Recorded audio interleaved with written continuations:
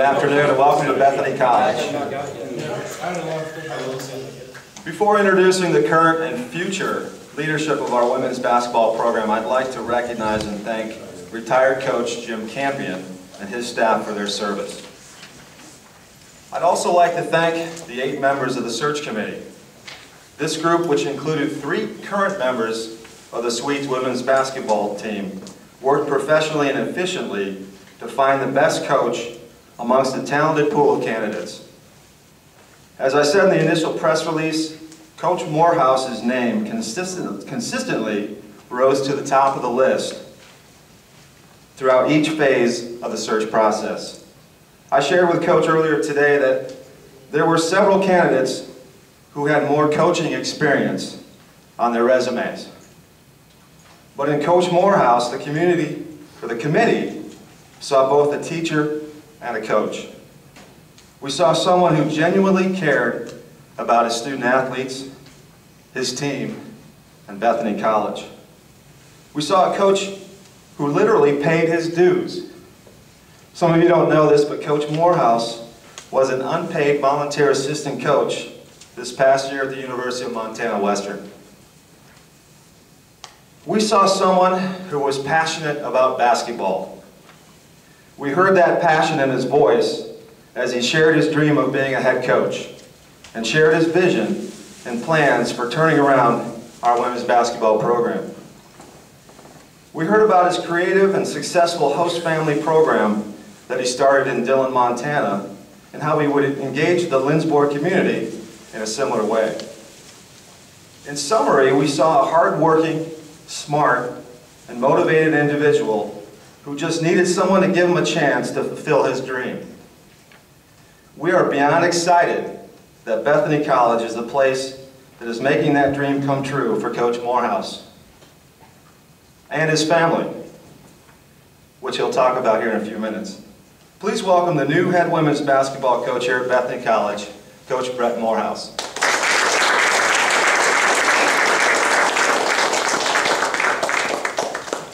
Good afternoon. As a teacher by trade, I'll probably try more to just project my voice than worry too much about speaking into the microphone, so hopefully everybody can hear me. Myself and the team, would like to thank everyone for being here.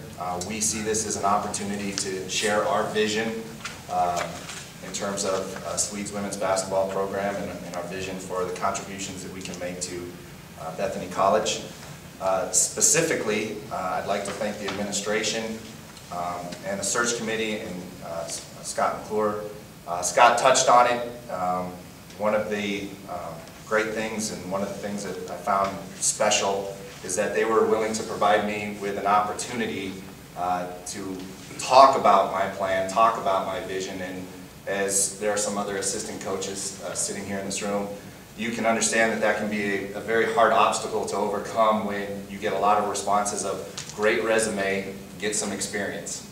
And so you always feel like, well, it's chicken or the egg, which comes first. And so I was so grateful to be given the opportunity just for the Skype interview that I felt like that was the first chance, excuse me, for me to make a connection with not only the search committee but some of the players on the team.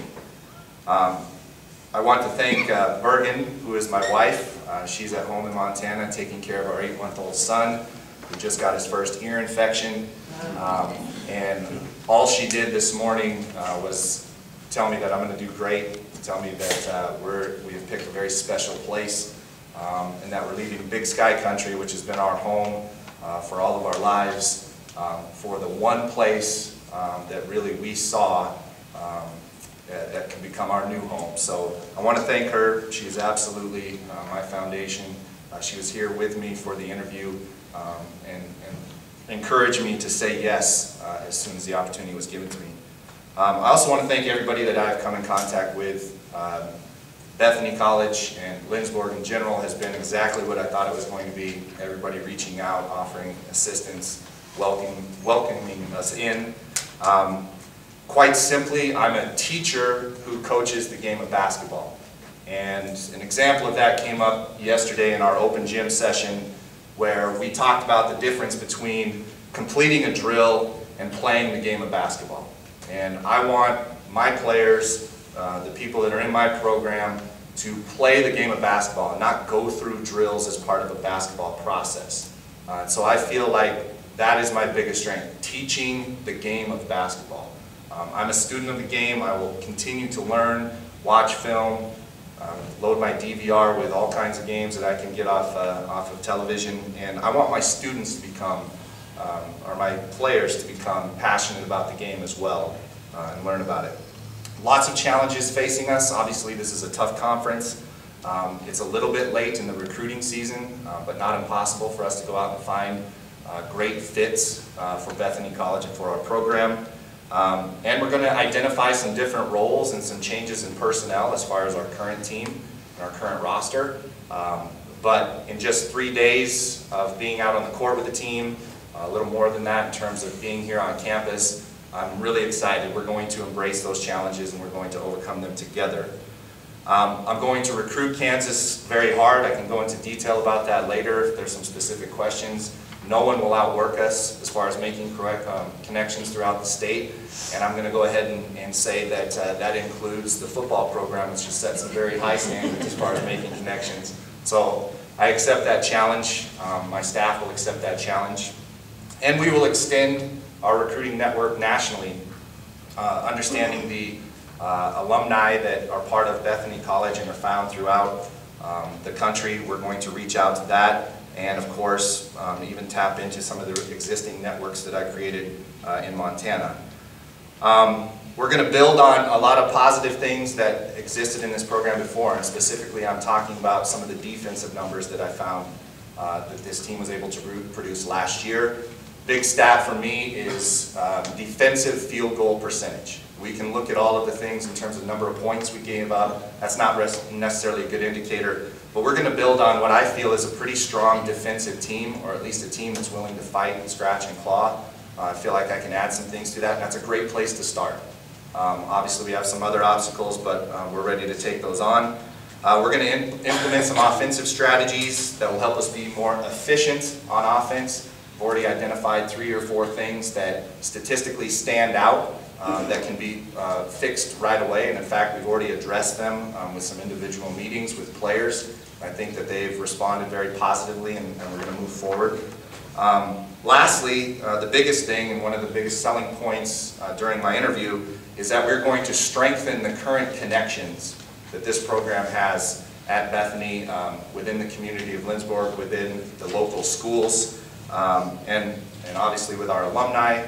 And the biggest part of that, or the biggest component of that plan, is going to be our host family program, which I can go into more detail in later, but really finding people who want to be part of our program, part of our success, willing to support our student athletes, and our student athletes in turn giving back to them and forming a connection that will last long after they graduate from Bethany College. Met with the quarterback club this morning, talked about the success of the spring programs that are having here at Bethany College, and really just want to use that as motivation for myself and in any way that I can help the other programs at the college move forward into the future. So at this point, I'll open it up to any questions. Do you know about the JCAC in specific?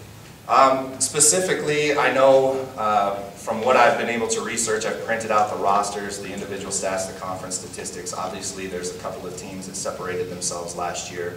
I see a conference that overall is pretty stingy as far as defense is concerned, or at least I saw pretty low defensive field goal percentage. But then there's a huge separation as far as some of the offensive production within the conference.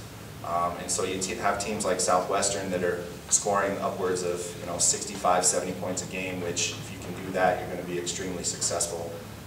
So I feel like I've already started identifying some key players, and again, of course, it's based on statistics. We'll begin looking at film very soon. But identifying key players, and we're going to come up with plans to take away the strengths of those existing teams, or at least make them play through other players, and see what kind of adjustments they can make. Like I said, just creating easier opportunities for us as a program. We need to score more in order to compete at the top level. We need to become more efficient. Assistant coaches, have you gone there yet? I have two leads as far as assistant coaches are concerned. There's definitely a front runner. She is a former player of mine. In fact, she was the first player that I recruited when I was a women's assistant coach at the University of Montana Western. She just completed her career. She's second all-time in the school history as far as assists. So she was a coach on the floor. She started all 4 years. I'm in a little bit of a competition between having her come here or a Division II school in Montana. But I feel like I've made a really good push and talked to her about some of the responsibilities that I can provide to her, help her boost her career, specifically with the JV program, which is an opportunity that probably wouldn't be provided to her at the Division II level. So I'm hoping to get that wrapped up before I head back to Montana on May 8th. How do you describe your style of play? My style of play is I'm definitely a defensive-based coach first. That's what I grew up with as far as the high school level is concerned, and that's kind of how I started my own career. But for the past 2 seasons, I've worked for a coach, Steve Keller. We've gone to the national tournament 2 years in a row, and he implements the dribble drive offense with running quite a few sets. And I think that's a perfect fit for where this program needs to go right now. We need to create easy opportunities. The dribble drive spreads the floor. Obviously, we're going to attack the rim, try and get to the free throw line. Big goal of the program that I've worked in is to actually make more free throws than the other team even attempts. And looking at the statistics in our conference, 2 out of the top 3 teams in our conference accomplished just that. So I know that that's a successful formula for the KCAC, and that's something that I hope to implement. So defensively, we'll change it up. I prefer to play man-to-man. I prefer to get in and out of zones. Really what I want is for other coaches to have to spend a lot of time watching film and trying to figure out exactly what we're doing. I want them to spend time trying to adjust what they do to play us. And we will focus on our own execution on offense and defense. Question. Yes. In recruiting, when you look for candidates, do you look first at height or speed? Can I give a third option? I really look for teams, and I think specifically in the situation that we're in right now, I look for players that come from winning programs, or programs that have a good foundation in terms of coaches that have built the fundamentals and taught the players to play in the right way. Beyond that, then I look for specific, speed is obviously important if I want to play pressure defense. The size has never been a big deal to me. A lot of players in the women's program that I used to be in, 5'5" and shorter, and we were very successful. The number one thing I'm looking for right now for the players that are remaining and haven't committed is I'm identifying first, do they come from a successful program? We haven't quite had the record that we wanted to over the last few years, so I need to bring in players who are used to winning. I'm coming from a program that's used to winning, and when we have those struggles and when we're faced with challenges, they are the type of players that are used to stepping up and overcoming them. So that's probably the number one characteristic. Any other questions? Can the community do to help you? I don't want to get too specific, but really just come and introduce yourselves to me. And I like to think that my office is always going to be open. My practices will be open. I want you to come in and see the style of basketball that we're going to play. I want you to see how I interact with the players, how my assistants interact with the players.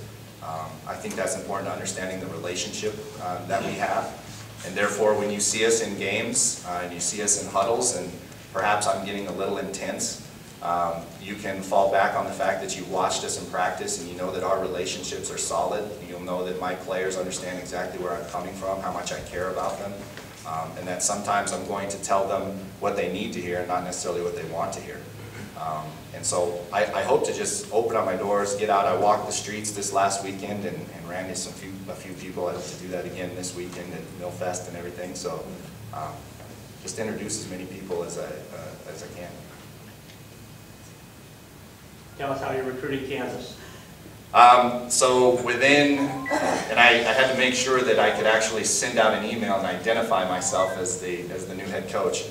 But within, I would say, probably 4 or 5 hours, I had sent emails to every 6A coach within the state of Kansas. And it was a little bit tedious as far as looking up on Max Preps, finding the school, finding the name of the coach, finding the email, addressing it. And I sent personal emails. I didn't want to be known as the coach who sends out an email that says good afternoon, and they know if there's a blind CC as far as giving those kinds of emails. So I wanted to reach out. I want to be as personal as possible. Since then, I've worked my way down the levels. I've got actually 5 or 6 invitations during my time here to either go up to Salina and meet a couple of coaches, both in our conference and some high school coaches. And so hopefully I can get a vehicle or a bicycle or something and make my way up there and have those meetings. But I feel like we have a strong connection already. I already have about 15, 20 names of juniors. The senior class is pretty picked over, but we're still going to have some visits. I've got a senior coming in tomorrow and another senior coming in next week, and junior college players coming in this weekend. So. Can you explain a little bit more about your community involvement, how you involve the community in your program? Yeah, so several things. The host family program was something that I took over from a previous coach at Montana Western. He had provided host families, and I'll try and be as succinct as possible. Really what it is finding families, mostly people who are willing to just provide at least one meal a month or one contact a month with our players to help them feel at home, feel like they have a support system that they can go to that's outside of our coaching staff, perhaps even outside of any faculty or staff here on campus. That's the minimum. And I have yet to have a family in the host program over the last 4 years that hasn't gone way above and beyond that as far as providing opportunities to even do laundry. They come to games, so immediately we're going to boost our crowd, hopefully by about 50 to 75 people, by asking them to come to our games. And so I hope to have a host family for every single player in our program, not necessarily just varsity players. Every single player, red shirts included. By the time I left Montana Western, we had a host family for every male and female basketball player, both varsity and JV, and then I had a waiting list. And so we were actually cycling families out of the program after 4 years in order to get the people on the waiting list an opportunity. The other thing that I was proud of is myself and the former women's coach, after he retired, we started what we refer to as the Western Basketball League. It was a Saturday morning program that involved 75 second through 5th graders the first year. I'm leaving this year with close to 200 in the program. And what we did is we set up a system of practices on Saturday mornings for about a half an hour. And then we let the parents or anybody else who wanted to volunteer, we actually had a lot of Western football players who wanted to do it. We let them come in and run the practice for about a half an hour, and then we played games for a half an hour after that. So making sure everybody was receiving the same fundamentals, everybody was receiving the same type of coaching, positive attention, stuff like that. So those are just 2 of the programs that I hope to do. You know, summer programs, spring tournaments perhaps. Those are all things that I need to look into and make sure that I can get involved in.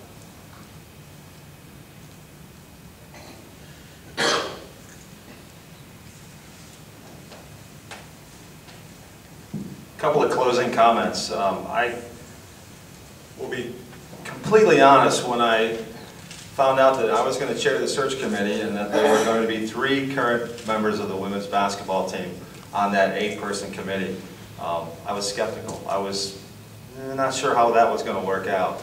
Dr. Mager, that was a great idea because it was a great process. The 3 players, 1 current freshman, 1 current sophomore, 1 current junior, made every meeting, did all their homework, did a great job in terms of asking questions and getting feedback from all the candidates. And I'm proud to say that Coach Morehouse was the unanimous choice among the 3 people, the 3 current players on the search committee, which 1 tells me that they did a great job, but 2, it tells me that we listen to our student athletes. We involve our student athletes here at Bethany College, and that's exciting. Before we go, I would say that Coach Morehouse will make himself available over here if you want to ask some one-on-one questions, continue the interview process. I'd also like to recognize a few people before we go. Cody Whetstone with Vision Tech for setting up the cameras, doing the editing, giving this a truly professional feel. I'm looking forward to seeing the finished product, putting it on the website, tweeting it out as much as possible, attacking social media with the good news that we have a new women's basketball coach here at Bethany College. Also want to recognize Beth Cormack, our Sports Information Director, Stephanie McDowell from Public Relations, John Gandy, my right-hand man, the search committee once again. Also, thank you to the media that came out today, especially the Salina Journal and Bob Davidson. Thank you all for coming. Please, one last time, let's welcome Coach Brett Morehouse to Bethany College.